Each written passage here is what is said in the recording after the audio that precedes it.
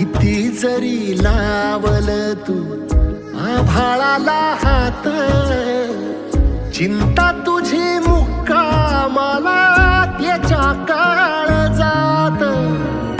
वाचतेच्या डोळ्यातली कधी कासावेशी, तुझ्या पायी राबान मी हाय त्याची खुशी र, हाय त्याची खुशी.